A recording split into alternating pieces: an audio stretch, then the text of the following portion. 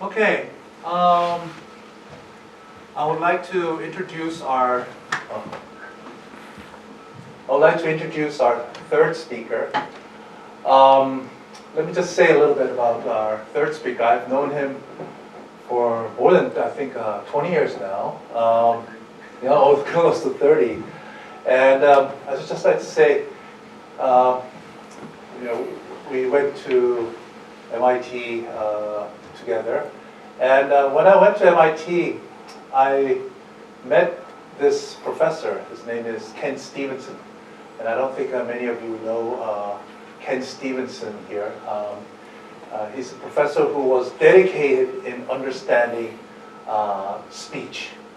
And he approached this not from the learning standpoint, but really understanding the physics of how speech was produced. So he came up with this different filters for how speech was produced. And he was really, really dedicated. He did research until, I think, 80, when he was 80, and he would ride a bicycle from home to his office, and every day he would try to understand speech a little bit more. And one of his brightest students was here with Mark Hasegawa, and I don't think there is anyone now who knows about speech more than he does. He really understands how speech is produced, understanding the resonance and all that physics that goes on in producing that speech. I'm going to introduce Mark Hasegawa, and I don't think there is anyone in this world who knows about speech more than Mark here. He's also dedicated his life to not only doing speech recognition in a learning fashion, but he's trying to help people with speech disability, and I think that's really wonderful. So let me welcome our last speaker, Mark Hasegawa-Johnson. Maybe you can explain why you have that Hasegawa in between this. Yeah. Anyhow, let's welcome our third speaker with a warm applause. I'm never quite sure what to say when my introducer exaggerates so badly. But and the name Hasegawa came from my wife. I did take my wife's name when we married. You can also see that I've changed the title. The title originally was going to be the use of AI in speech and language pathology, and that talk was going to have two parts. The first half was going to be automatic diagnosis of different disorders based on speech and voice, and the second half was going to be accessibility to government and education and employment for people who have speech disorders. And while I was sitting here in the front row watching Bjorn give his presentation, I realized it makes no sense whatsoever for me to talk about diagnosis when the person who invented most of the techniques we use is sitting in the front row watching me. So instead, I changed the talk while Bjorn was talking, and I'm going and added in some other material that I think will be of interest to the AI and machine learning group and to other groups at KAIST. I'm going to talk about. That makes this a little bit of a Frankenstein talk. I'm going to start out talking about a problem called unsupervised speech recognition. And that sounds almost like a non sequitur. How do you learn to recognize speech without having any supervision? I'll explain exactly what I mean by that, and we'll talk about a theory that was developed in collaboration with Professor Yu, and some cool applications of unsupervised speech recognition. I'll then talk a little bit about self-supervision, and really I'll just have two demonstrations of the fact that the closer your pre-training data distribution is to your test data distribution, the better the results that you get. And so I'll talk a little bit about the fact that that's true, and then sort of some things that you can do if you can't find pre-training data that exactly matches the target distribution. And then finally, I will tell you a bit about speech accessibility. I'll tell you about the reasons why it matters that we make information, education, and employment available to everyone, and the ways in which speech can help us to do that, and some of the things that we're doing in that direction. So let me first tell you what is unsupervised ASR. The ASR works really, really well in maybe as many as 15 languages now, all of the languages of West Europe and East Asia. And it works a little bit, but not great, in most of the other national languages in the world, which might total as many as 100 languages. There are now 7,000 languages spoken in the world. Every time we build ASR in a new language, we have to get 1,000 hours of transcribed speech. And by transcribed, I mean basically you record the speech and then you hire a bunch of people to write down what the person said. And that transcription requires about 10,000 hours of labor. And if you multiply 10,000 hours of labor times 7,000 languages, you get a number that's not going to be fulfilled anytime in this century. And so unsupervised ASR, if we could get it to work, and we're making progress, it's not there yet. If we could get it to work, unsupervised ASR would make it possible to create an automatic speech recognizer in any language in which you have a radio and a newspaper. The idea is we record speech from the radio. People on the radio don't write down what they say most often. So we just get speech from the radio. We don't have any idea what the text is to correspond to that speech. And then we go and we scan the newspaper and get 1 million words of text from the newspaper. From those two things, from the text without any associated speech and the speech without any associated text, can we learn a speech recognizer?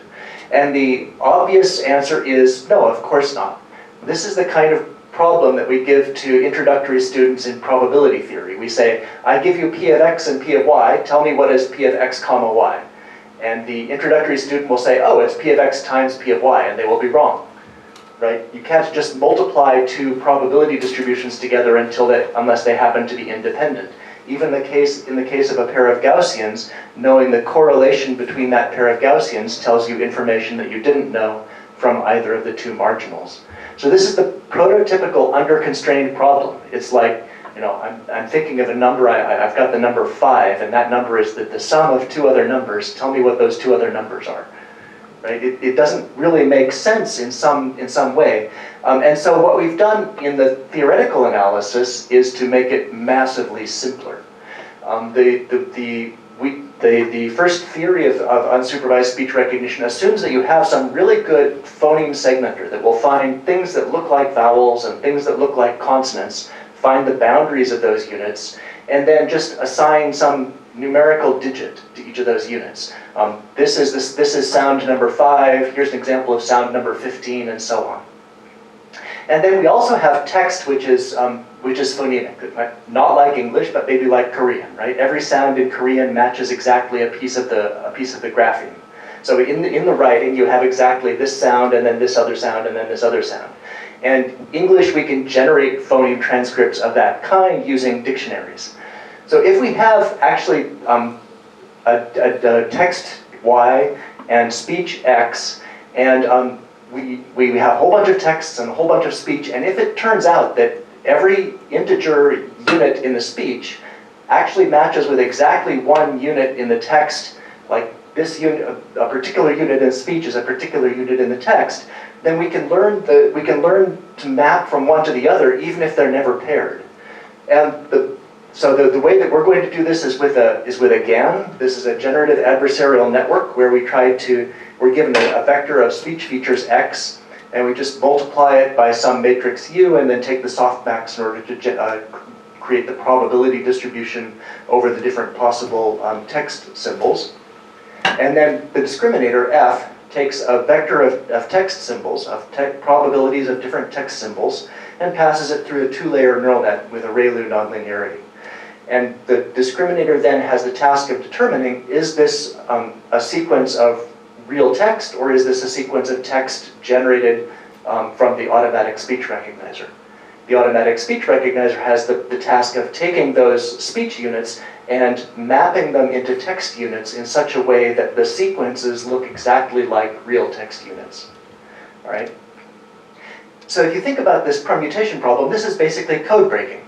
I'm giving you a secret code. I've got 4, 15, 78, 32, 5, and you have to tell me what word it is. Right? It's exactly that kind of problem. And so we're going to solve it in exactly the kind of way that people in World War II solved code-breaking problems. We will look at the frequency of every symbol in speech, and we'll look at the frequency of every symbol in text, and we'll try to match them. So if there's some symbol that occurs exactly 3.6% of the time in speech, and there's some symbol that occurs exactly 3.6% of the time in text, those must be the same symbol. Right? So we've got some, we now know, we have a mapping from phonemes to speech. So that's obvious, and it's also true. And the problem comes in knowing exactly how precise do we have to be with that frequency. If there's something else that has a probability of 3.7%, then we probably need 1,000 training examples in order to be able to tell the difference. What if two phonemes can have exactly the same frequency?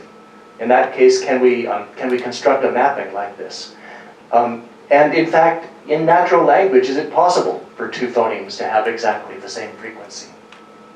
And the key results of our paper on this are, first of all, that if this is a permutation, then the amount of training data that we need is 1 over the sigma squared min, where sigma squared min is the smallest gap between two eigenvalues of the transition probability matrix. This is the intuition that I was giving you before, that if there's one symbol that has a probability of 3.6%, another has a probability of 3.7%, the gap between them is 1 in 1,000. And so we need 1,000 training examples in order to be able to estimate those probabilities. With a probability, estimate them with a confidence of 1 minus delta, then we need to put a log of 1 over delta in the numerator. So this exactly matches our intuition. If you want to have a precision of 1 in 1,000, then you need, on average, the order of 1,000 training examples. The other thing that we showed, though, is that in natural language, at least if you take a long enough unigram, this sigma squared min is never 0. In particular, if the transition probabilities in your language model, in the natural language that you're speaking, has certain probabilities of transitions from one word or from one phoneme to another. If those probabilities are chosen uniformly at random, then with probability 1, there are no eigenvalue gaps that are 0.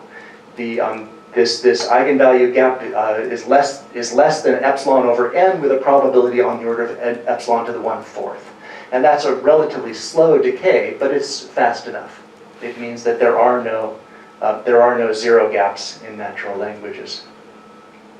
So the theory works really well as long as we can actually do that mapping from speech sounds to unique integer identifiers, and from text symbols to phonemes that have some particular speech sound that match them. The problem, of course, in natural language is that those things tend not to usually be true. Our unsupervised segmenters are not that good yet, and natural text languages tend not to be perfect mappings to phonemes. And so let's talk about how this works in practice by talking about two applications, text-to-speech synthesis and speech-to-sign language translation.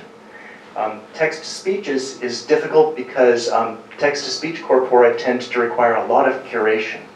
A good text-to-speech system actually requires you to record one person's voice for 8 hours. It's getting possible to do that with less per person, but classically we need at least 8 hours of speech from one person, carefully segmented and carefully transcribed, knowing exactly where every word boundary, or ideally where every phoneme boundary is. And those are expensive to acquire. Right? We have them in English and Korean, but we don't have them in all 7,000 languages in the world. And so what we're going to try to do, and what we did in this experiment, was to do this in a completely unsupervised fashion. We have a bunch of speech with no associated text, and a bunch of text with no associated speech. From that, is it possible to learn to generate speech from text with no pairing at all in between them? We tried a lot of end-to-end techniques, and they didn't work. The thing that worked actually had several stages, so I'll kind of walk you through the stages. The first 2 stages are actually copied from two separate papers by a group at Meta AI. The first paper is the Wave-to-Vec 2.0 paper that Björn referred to before, that learns phoneme-like representations. These quantized representations are integer indices applied to frames of speech, and those integer indices are sort of like that permuted version of the phoneme symbols that I described. Those integer indices then are learned using a criterion that basically says, can we predict from context which integer symbol was masked out? So it's a masked language modeling criterion modeled after BERT. The second paper from Meta AI that we copied, this figure is from our own paper, but the idea originally was from, well, actually originally was from Lin-Shan Li's laboratory and from Hung-Yi Lee, and then that was expanded on by a group at Meta AI, is the idea of training an unsupervised automatic speech recognizer using a GAN. And I've shown you this a couple of slides ago. We take the speech input and we convert it into those integer indices. We take those integer indices and convert them into a sequence of phoneme labels in such a way that the discriminator is not able to tell the difference between real text and generated text. All right, that was step 2. Step 3 then is to use that to pseudo-transcribe a large speech corpus. So we have now unlabeled recordings of 8 hours of speech from a single speaker, and we'll transcribe it using our unsupervised ASR. Now there may be some errors in this transcription, but it at least has the same marginal probability distribution as real text. And then we use that to train a supervised text-to-speech synthesizer. And that supervised text-to-speech synthesizer then is passed through a vocoder in order to generate the actual audio. That's the training process. The testing process gets rid of the first stage. We just feed in real text and generate the output audio. And the results sound something like this. Here's the reference audio. The invention of movable metal letters in the middle of the 15th century may justly be considered as the invention of the art of printing. Here's a fully supervised speech synthesizer. The invention of movable metal letters in the middle of the 15th century may justly be considered as the invention of the art of printing. And here's a fully unsupervised synthesizer. This synthesizer was trained without knowing which text mapped to which audio. All we had was a bunch of audio and a bunch of text. And from that we get a synthesizer that sounds like this. The invention of movable metal letters in the middle of the 15th century may justly be considered as the invention of the art of printing. When we take these audios and pass them through supervised trained automatic speech recognizers, we get a character error rate of 4% for these synthesized audio, meaning that the synthesis is not perfect, but it's good enough to be intelligible 96% of the time. For this audio, we get a character error rate of 4.5%. So it suffers a small loss in accuracy or a small loss in intelligibility, but that's a pretty small loss for being unsupervised. The results in other languages are actually not as good, and it's actually quite variable from language to language, but the error rates are always at least triple what they are in English. And this probably has to do with the amount of audio and the amount of text that were available in those languages. But the results wind up sounding something like this. Let's pick Finnish, I guess. Leikkaamaan sormensa, kun yritti avaamaan munaa vanhan tavan mukaan paksummasta päästä. Silloin hänen isänsä, keisari, the supervised synthesis sounds like this. Leikkaamaan sormensa, kun yritti avaamaan munaa vanhan tavan mukaan paksummasta päästä silloin. And the completely unsupervised synthesizer sounds like this. Leikkaamaan sormensa, kun yritti avaamaan munaa vanhan tavan mukaan paksummasta päästä silloin hänen isänsä keisarinsa. So I think you can hear that the audio quality is suffering apparently from the relative lack of audio data that was available to train it. But taking away all of the supervision and training it without any pairing between the speech and the text doesn't seem to be harming it perceptibly more than that. It is actually has a much higher error rate than the English language system apparently because of the lower amount of training data. Let me skip to another cool application. Let's talk about sign language. Unsupervised speech to sign language translation was an interesting project to us because it involves mapping from one continuous vector space to another continuous vector space. We have given as the input a sequence of audio vectors. Each vector is representing the audio from one complete word. So we're assuming that we have word boundaries, none. So we have these sequence of audio vectors, each representing one word. The output is going to be a sequence of video vectors, each representing one word. We're going to have the video for one complete American Sign Language sign, no or yes, or we'll take the video of that movement and that hand shape and we'll turn it into a vector. We don't know the mapping from these. And this is quite a realistic constraint. If you go online, there's lots and lots of sign language data online, and there's very little that's actually annotated in any way. Even captions are becoming more common. Anything other than captions are quite rare. And this actually was a big problem in running this experiment. The best sign language data sets that we were able to find were the fingerspelling data set and the MSASL data set. The MSASL data set has 880 words in it, which is ridiculously small from the point of view of natural language processing or speech. But that's the largest American Sign Language data set that we were able to get access to at the time of this experiment. The ASL alphabet corpus has a lot more examples per letter, but only 27 distinct letters.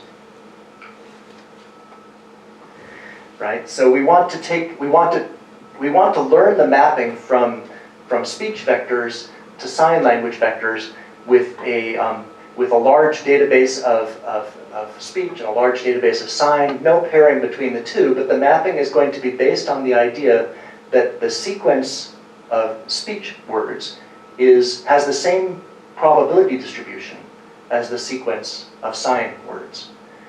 Unfortunately, that assumption is violated in real sign languages. Real sign languages are not simple transliterations of the spoken language in the same country. American Sign Language has different word order from English.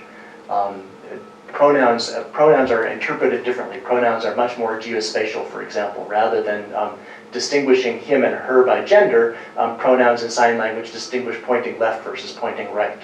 And you establish whether you're talking about him or her independently for every conversation. In fact, you usually don't. You don't specify whether this means him or her.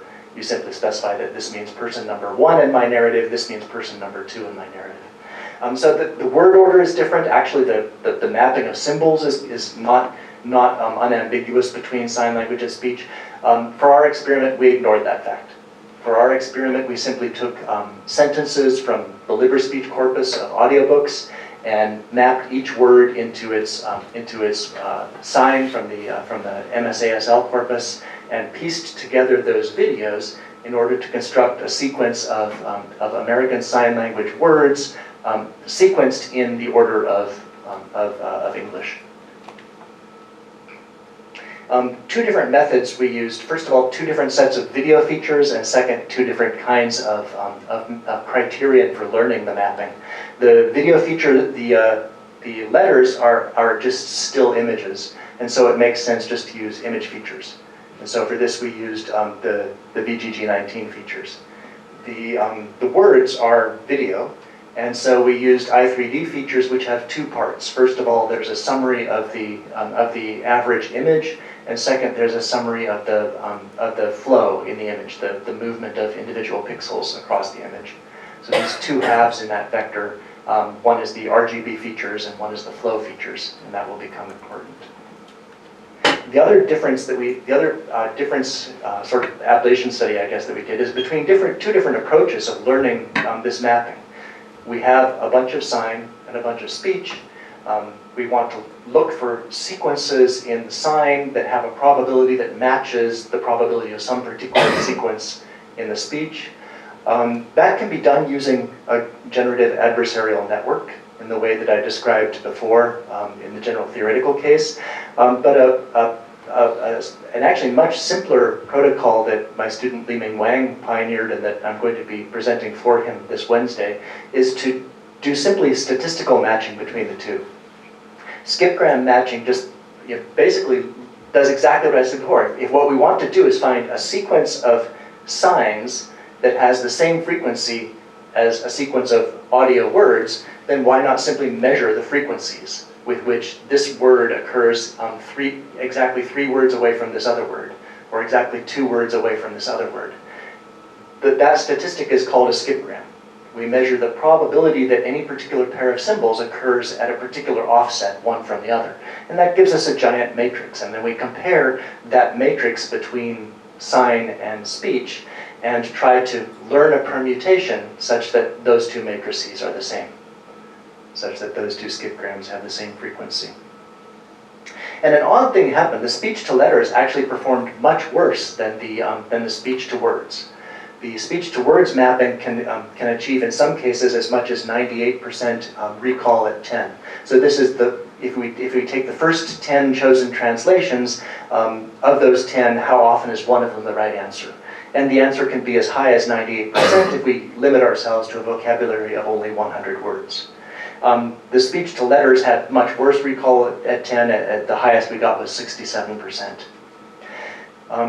For mapping from speech from audio words to video words or vice versa, this is the audio words to video words mapping.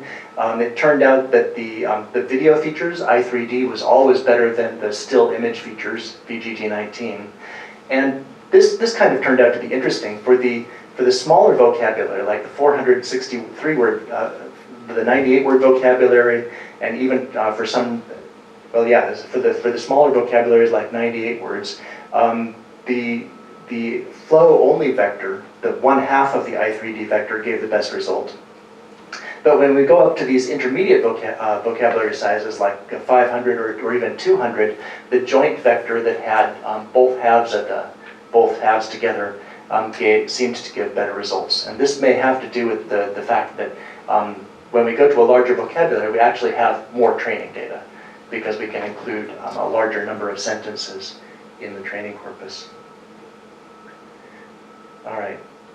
So for unsupervised speech recognition, I've told you that it is theoretically possible that with probability 1, natural language generates sequences that have distinguishable probabilities. And therefore, by measuring those probabilities with enough accuracy, we can learn which particular code in the speech maps to a particular sequence of symbols in the text.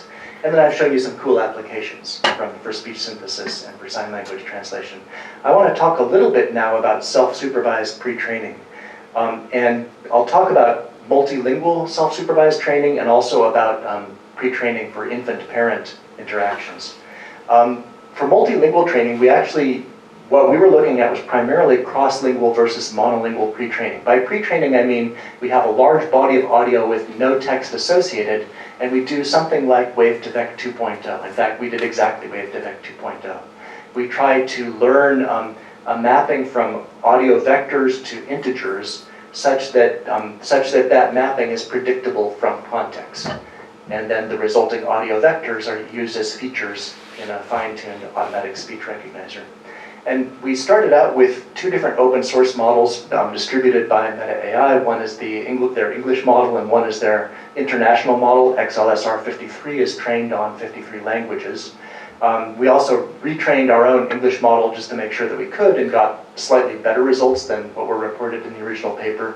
And then we also did monolingual pre-training for each of 6 languages.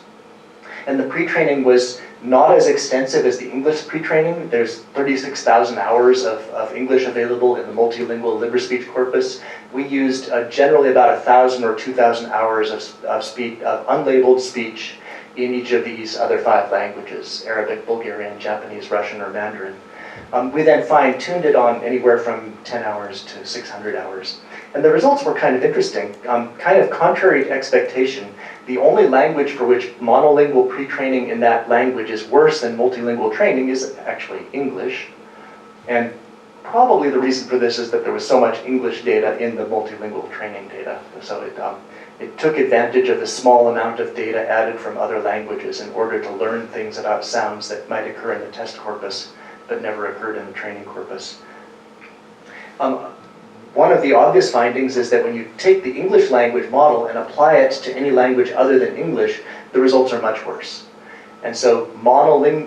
doing this unsupervised pre-training on one language and then simply applying it to another language is not the way to go.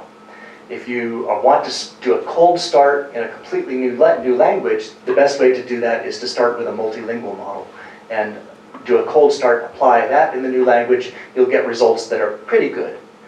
If you have the time and the GPUs available, you can get better results by starting out with unlabeled data in the language that you want to recognize. Get 1,000 hours of speech recorded from the radio in that language, and do an unsupervised pre-training in that language, and you can get a final ASR that will work better. It turns out that the same thing works for different age groups. When we try to analyze the vocalizations of infants at 3 months, 6 months, 9 months, and 12 months of age, we're not really talking about speech recognition anymore because infants don't produce words. The tasks that we perform with these data include diarization, which is just trying to determine whether a given frame is silence, infant, older child, female adult, or male adult. Infant vocalization, trying to differentiate between crying, fussing, laughing, and babbling. Adult vocalization, trying to distinguish between infant-directed or adult-directed speech, or laughing or singing. So each of these is a 4 or 5-way classifier per 0.1 seconds of speech.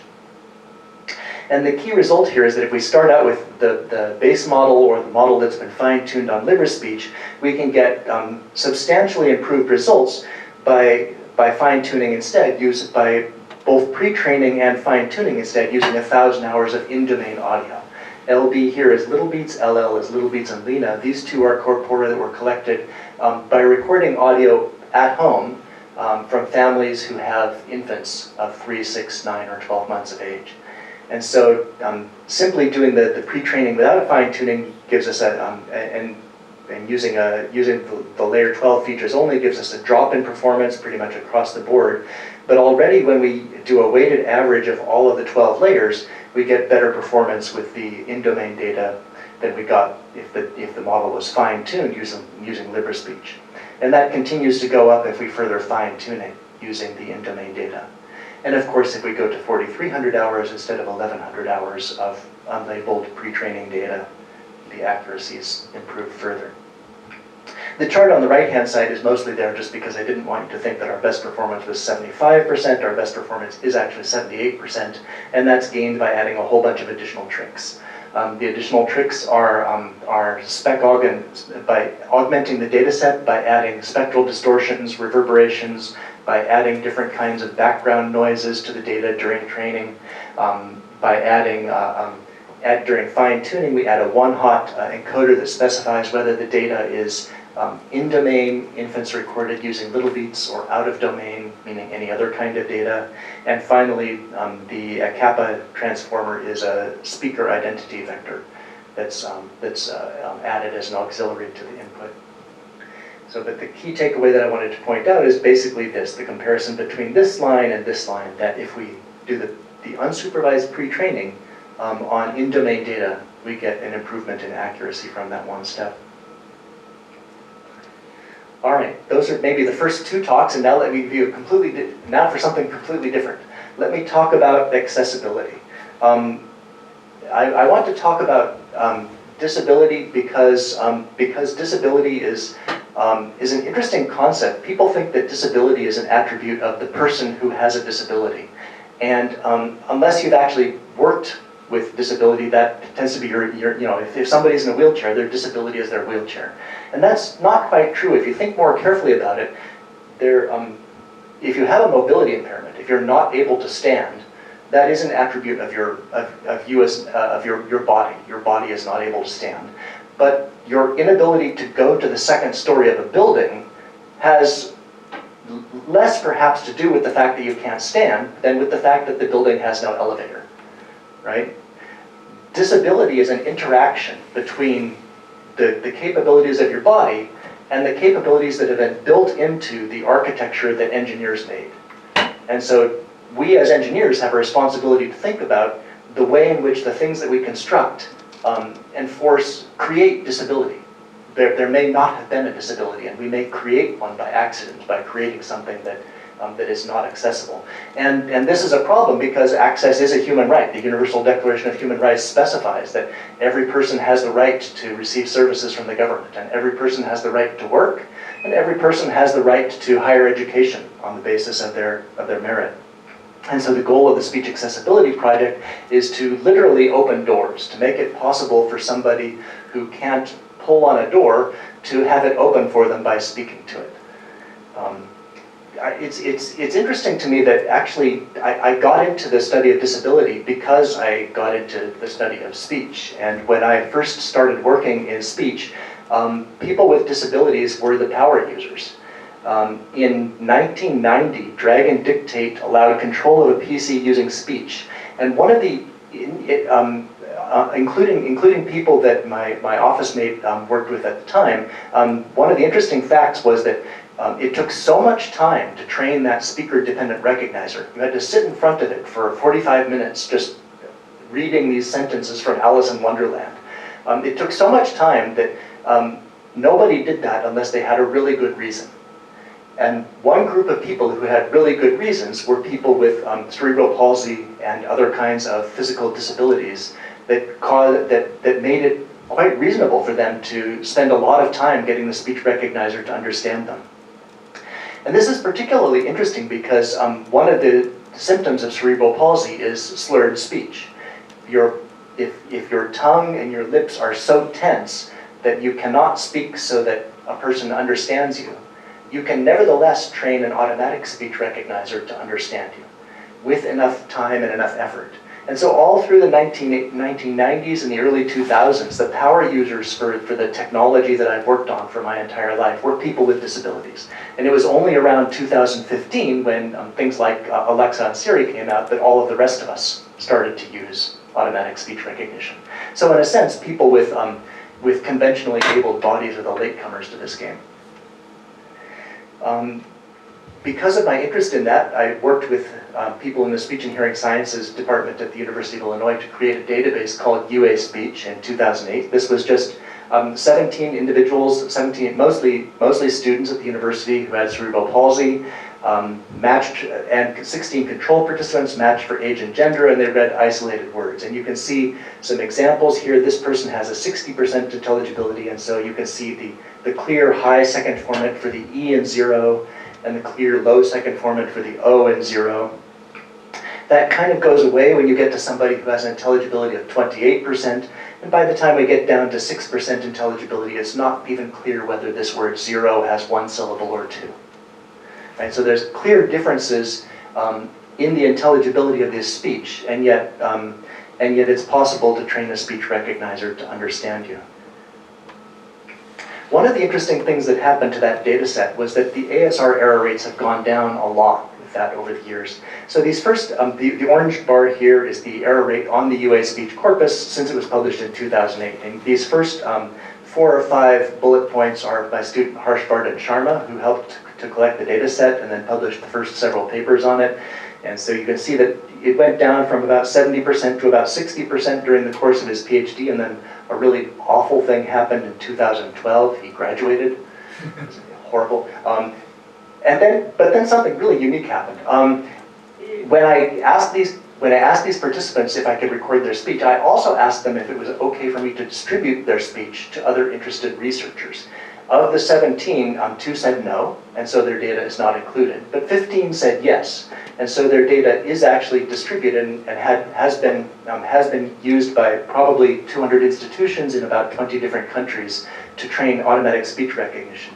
This bullet point in 2015, this one in 2014 was Heidi Christensen, the University of Sheffield, who had this really brilliant idea of combining data from similar speakers in order to train a model that would work better for the target speaker. This bullet point over here was, maybe around here, I guess, 2018, was a group at the Chinese University of Hong Kong who had this really interesting idea of using pitch as an auxiliary feature to distinguish English language words. I thought at the time this was a mistake, that maybe they didn't understand that Chinese uses pitch but English doesn't use pitch. But it actually worked. Apparently, when you have a small vocabulary, even the words of English can be distinguished by their pitch pattern in a useful way. And what's happened since then is basically this ongoing competition between laboratories in Germany, the UK, and China, occasionally New Zealand and the United States, although I don't think any of their numbers are listed here, to build the best recognizer that gives the best results on this corpus. And as a result, the error rates have gone down by a factor of 3, from 70% in 2008 to just below 20% for the first time in 2023. And that's an outstanding result until you realize that the word error rates for non-dysarthric speech on the best available corpora that have standard test corpora, test sets, have gone down by a factor of 5 in the same period. The best system on Switchboard in 2008 was a system published by BBN that had just under 10% error rate. The best system on LibreSpeech in 2023 has less than 2% word error rate. Right, so, well, of course you say, dysarthria means reduced intelligibility, right? If it's less intelligible, that means automatic speech recognition will also work less well.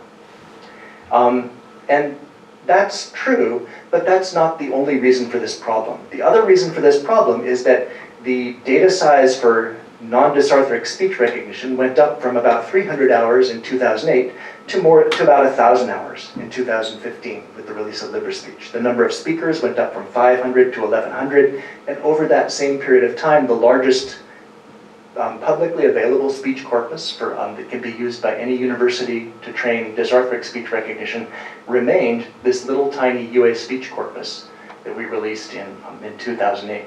Well, with 15 speakers, it has more speakers than any other publicly available dysarthric speech corpus.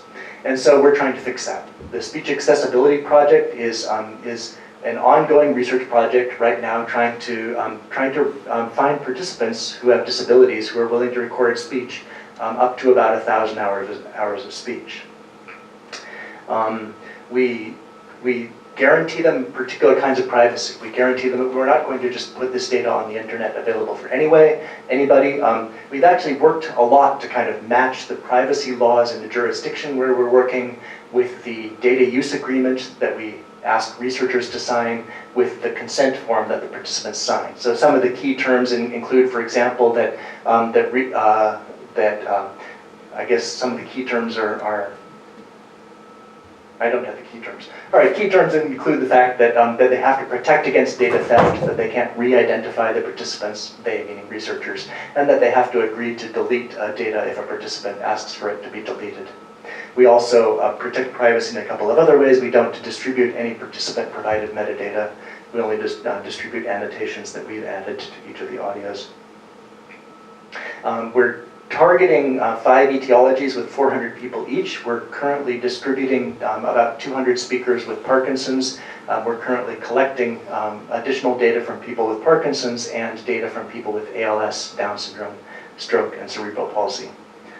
Some of the prompts are kind of interesting. So we have 3 different classes of prompts. Digital assistant commands are intended to be things that you might say to your personal assistant on your cell phone or your smart speaker. Things like add meat for grilling, pre-cut vegetables, teriyaki sauce, and bamboo skewers to the shopping list. Novel sentences, these are actually copied from LibreSpeech. This is from one of the novels on LibriVox.org. So, oh, I'm not going to call you stubby toes anymore, laugh sister. This is a novel from some early 20th century, a sentence from some early 20th century novel. And then we ask people for spontaneous speech. About 20% of the utterances are responses to prompts like, please explain the steps to change a tire on a car. Let me play you some examples. So we have different levels of impairment. Mild means mild intelligibility impairment. So this is an example of a person who has dysphonia, meaning their voice is disordered, but does not have dysarthria, meaning that their intelligibility is not disordered.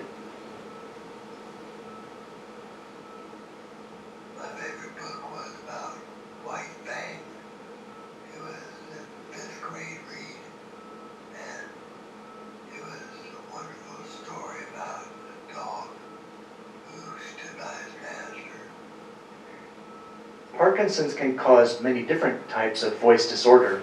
You've heard that it can cause severely breathy voice that sounds indistinguishable from whisper. It can also cause a kind of strained voice quality. One of my pet peeves is when a dog jumps and that strained voice quality can actually be severe enough to cause intelligibility deficits as well as voice deficits.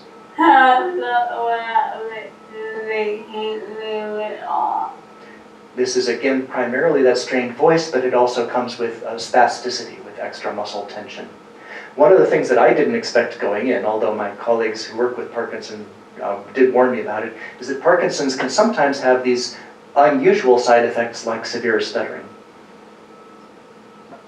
All of these examples, by the way, are from people who specifically gave permission to play their examples in demonstrations. Oh, now I'm having trouble.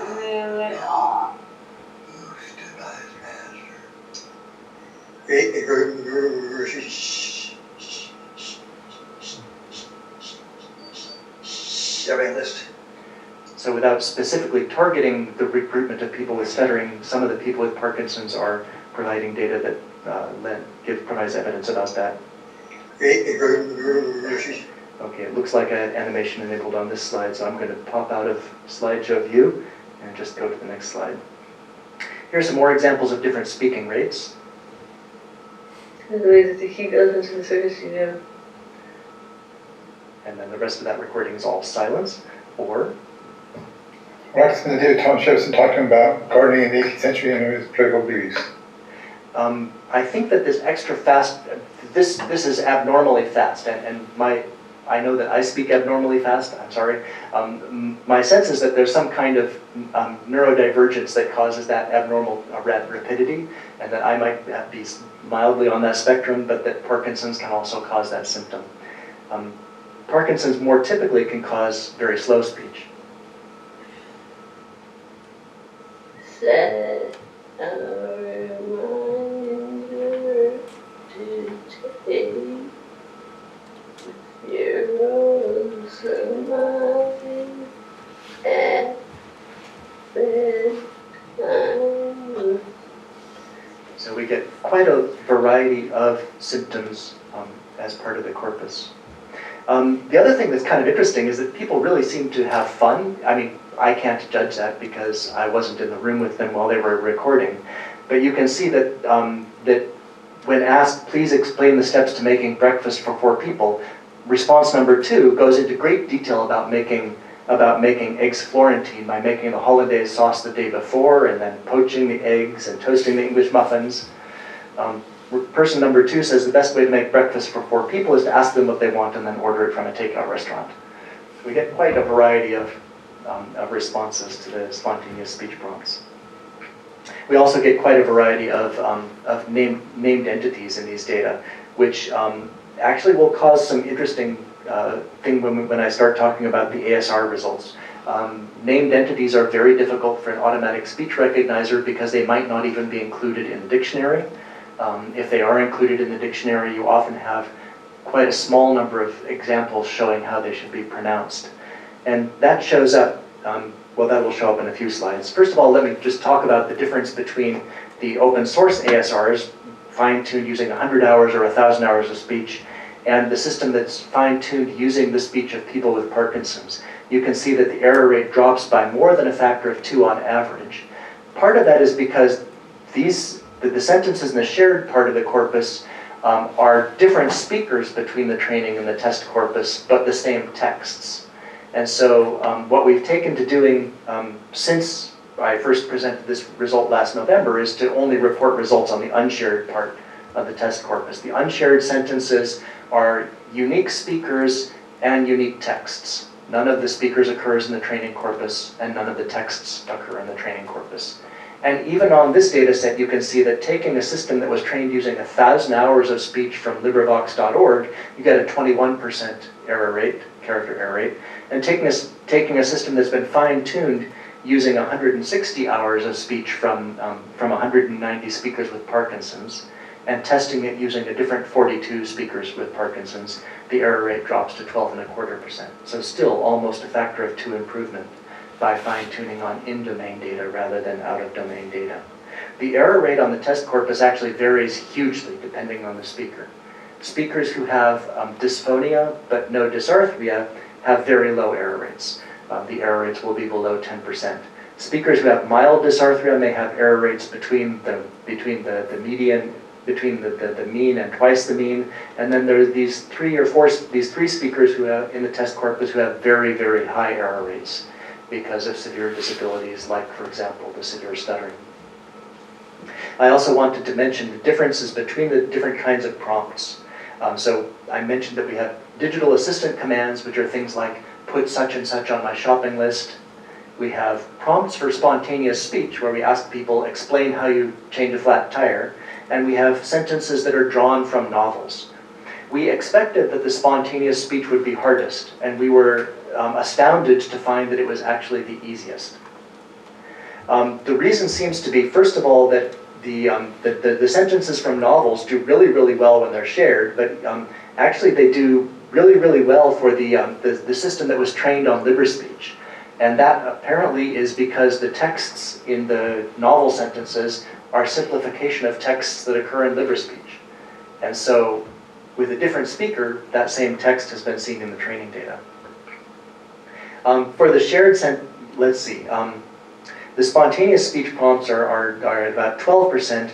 The digital assistant commands actually can be learned very well if the text is shared between the training and test corpus, but if the text is unique in the test corpus, they're hard to recognize. And this appears to be because we have so many named entities in the digital assistant commands.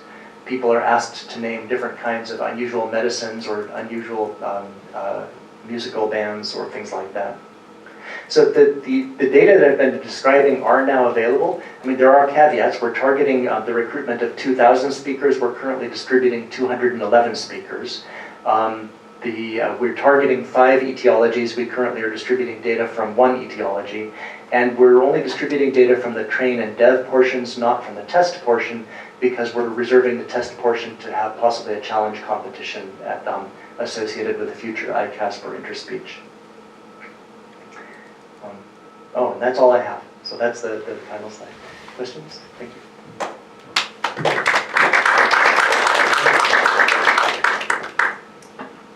Oh, so while everyone's thinking about a question, just wanted to, so you're creating this big data set.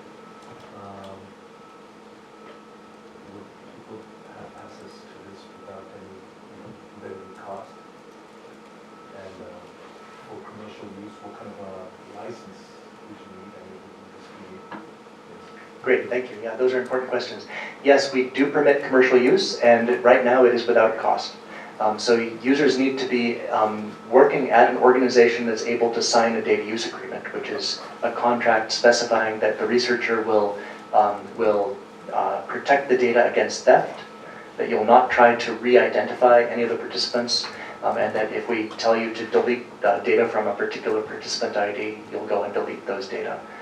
Subject to those terms, essentially we're trying to make it available to anybody. And currently it's without cost. I don't promise that it will always be without cost. Right now the cost of storing it on disk and of giving it network access is being supported by the initial grant. So it's possible that in the future we may have to support just that cost using a small fee. But for right now it's without cost. How much what's the size? Right now it's 211 speakers with, and what is the size? I think it's 50 gig, and the reason it's that large is because we are keeping the audio in the original sampling rate. We're not downsampling it to 16 kilohertz, just because some of the partner organizations thought that it would be better to allow each researcher to downsample it in whatever way they want. 44? So yeah, most of it is at 44 kilohertz sampling rate, which is absurdly high for speech, but that's why the data size is so large. Please. So thanks a lot for a great talk. What meta information do you have in there? And do you have typically developing, not developing, but typical control group data in as well? So could you be using it for diagnosis, let's say, or other applications? Yeah. Basically, not really. We don't have any control speakers in the data set, and we are not including the speaker's self-diagnosis of their own disorder, and we don't have any information from a doctor. We do have a little bit of sort of diagnostic information in that there are speech pathologists working at the University of Illinois who have used the the dysarthria factors of perceptual scales to annotate 15 utterances per speaker. And so using those, basically you could train a system to reproduce those perceptual scales, but we don't have any ground truth as to whether those reflect the participants' actual perception of their own disorder. Okay, so thank you very much. Let's give a big hand. So thank you very much. So we had 3 wonderful talks. I think talked about processing wireless signal to understand scenery. Then we had audio to find animals and generating animal sounds and health of various people.